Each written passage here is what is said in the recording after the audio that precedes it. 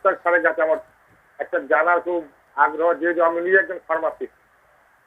আমি সারে গাছে প্রশ্ন যে শিশুদের এই যে মানে খাদ্যগুলো, যেমন বায়োমিল সেরোলাক, আপনার ওই যে ডানু, লুডু, এই যে বিদেশ থেকে যে আমদানি করা হয়, এটা মান কতটুকু নিয়ন্ত্রণ, যেহেতু আমার ছোট বাচ্চাদের খাওয়ার পর অনেক নির্ভর করে শরীর গঠনের। আর তার সঙ্গে আরেকটা ছোট্ট প্রশ্ন, বিদেশ থেকে যেমন বাংলাদেশে আঙ্গুর, কমলা লেবু, সেব, এটা বিদেশ থেকে আসে। আর আমার বাড়ির পাশে, আমি যেহেতু লোকাল এলাকার, কলা এবং আমের যেভাবে বীজ সার, আমি হতাশা, একটু বোঝায় বলবেন। দেখুন, বাস্তব চিত্রটা যতটা সুন্দর ততটা না। দেশের বাইরে বিভিন্ন সময় তো আমাকে যেতে হয়েছে, উনি হয়তো গিয়েছেন। আমাদের মতো দেশে যে সমস্ত জিনিস তারা রফতানি করে উন্নত দেশ থেকে, তাদের যে পরীক্ষার সিস্টেম, তাদের নিজের দেশের যখন তারা মার্কেটে দেয় তার চেয়ে অনেক রিল্যাক্স, অনেক হালকা, তারা অনেক কিছু দেখেও না দেখার ভান করে। আমি যখন হঠাৎ করে আমাদের দেশ থেকে একটা খাবারের প্যাকেট নিয়ে গিয়েছিলাম, তাদেরকে যখন অফার করলাম, মানে আমি তো বুঝি নাই যে, তারা বলল না না, এটা তোমাদের দেশ থেকে কেন, এটা তোমাদের ব্র্যান্ড, তোমাদের ব্র্যান্ডের খাবার, প্যাকেটজাত খাবার তুমি নিচ্ছ না কেন? সে বলতে চায় না। আরেকজন আমাকে বলল যে যেটা আমাদের মতো দেশে, উন্নয়নশীল দেশে তারা আসে, তারা ওইভাবে মান নিয়ন্ত্রণ করে না, এবং এই জন্য তারা বলে যে আমাদের দেশ থেকে কোনো প্যাকেটজাত খাবারও তারা নিতে দিচ্ছে না। দেশীয় খাবার নেওয়া যায়, আমি মুড়ি যদি নেই হয়তো দিতে পারবে, কিন্তু আমি যদি টুনা ফিশ যেটা আমাদের দেশে আসছে ওটা ওখানে ব্যাক করা যাবে না। কাজেই এটা হলো একদিক যে আমাদের প্রত্যেকটা খাবার পরীক্ষা করা উচিত, বিদেশে যত উন্নত দেশ থেকে আসুক না কেন, কারণ সেটা তারা তাদের যে ডেট এক্সপায়ার হওয়া জিনিস সঠিকভাবে মান, অনেক সময় ডাম্পিং গ্রাউন্ড হিসেবে আমরা ব্যবহৃত হই। যেমন আমরা দেখি গার্মেন্টসের যে সমস্ত শার্ট আমরা বাজারে পাই, হয়তো কোথাও ছিঁড়ে গেছে, যেটা রিজেক্ট হয়ে গেছে, সেগুলো আমাদের এখানে দিচ্ছে, জেনে আপনি পরি, কোনো অসুবিধা নাই। আরেকটা হচ্ছে যে শিশু খাদ্যের কথা বলেছেন ঠাকুরগাঁয়ের ভাই, শিশুদেরকে তরল দুধ খাওয়ানো উচিত, বা যারা বড়, দুধ যদি খেতে হয় আপনাকে প্রাকৃতিক তরল দুধটা জীবাণুমুক্ত করে খেতে হবে।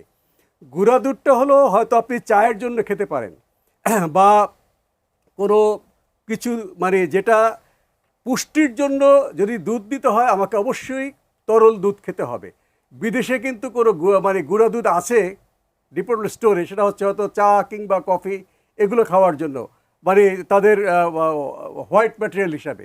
কাজে শিশুদেরকে আমি অনুরোধ করব যে আমাদের এখন প্রচুর দুধ পাওয়া যায়, আমাদের দুধে এখন অভাব নেই, তবে দুধটাকে নিরাপদ করতে হবে। সেই বাচ্চাদেরকে আপনার গুঁড়া দুধ খাওয়াবেন না, কারণ গুঁড়া দুধে এমন কিছু উপাদান থাকে যেটা একটা বাচ্চা যদি খায় সে আর মায়ের বুকের দুধ খাবে না, স্বাভাবিক খাবার খাবে না। একটা চটকদার কোনো উপাদান থাকে যেটা তার শরীরে ক্ষতি করে, অতিরিক্ত চিনি বা অতিরিক্ত ফ্যাট থাকতে পারে, বা তার টেস্ট করার জন্য অন্য কিছু থাকতে পারে। কিন্তু স্যার যেগুলো শিশু খাদ্য হিসেবেই আসে, ধরেন ওই যে সেরেলাকের কথা যেমনটি বললেন, বা কিছু একেবারে শিশুদের জন্য যে সকল প্রোডাক্ট আসে, সেগুলোই বা তাদের জন্য কতটুকু না, ভালো? শিশু খাদ্য হিসেবে এগুলো কিন্তু খাওয়ানো উচিত না।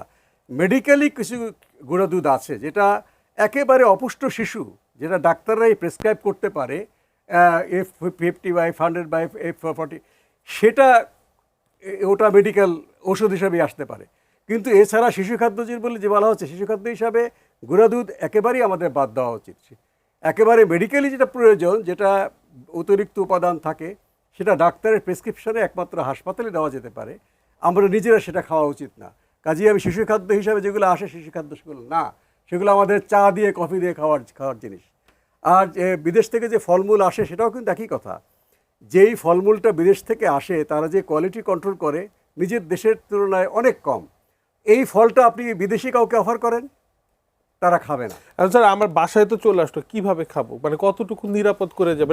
এটা আপনি ব্যক্তিগতভাবে পরীক্ষা করে নিশ্চিত হতে পারবেন না। এটা বাংলাদেশ সরকারের উচিত, যখন বিদেশ থেকে খাবারটা আসছে মানটা দেখা, যেটা আমাদের দেশের লোক খেতে পারবে কিনা।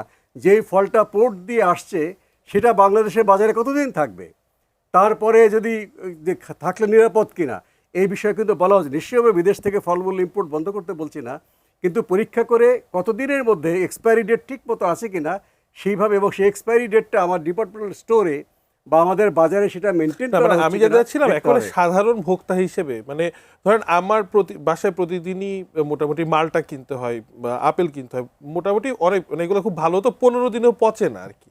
তো এটা কি ভালো খবর আমার জন্য? মালটা এবং আপনার অরেঞ্জ যেটা কমলা, সেটা তো পচে গেলে দেখাই যায়।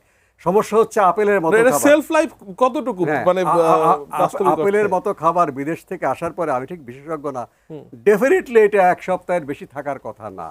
যতই প্রিজারভেটিভ, হ্যাঁ প্রিজারভেটিভও অ্যালাউড, যেটা ফুড গ্রেড প্রিজারভেটিভ, যেটা খাদ্যের মানকে নষ্ট করে না বা নিরাপদ, সেটা থাকতে পারে নিশ্চয়ই। এটা নির্দিষ্ট সময় আছে, সেই সময়গুলো সরকারের পক্ষ থেকে স্পষ্ট মানে তাহলে দর্শক এই মুহূর্তে আপনাকে সচেতন হতে হবে যে আগে দেখুন যে যেই ফলটা খাচ্ছেন সেটা কত দিন পর্যন্ত ঠিক থাকলে খাওয়া যাবে, সেই গবেষণাটা আপনাকে আপাতত করতেই হচ্ছে।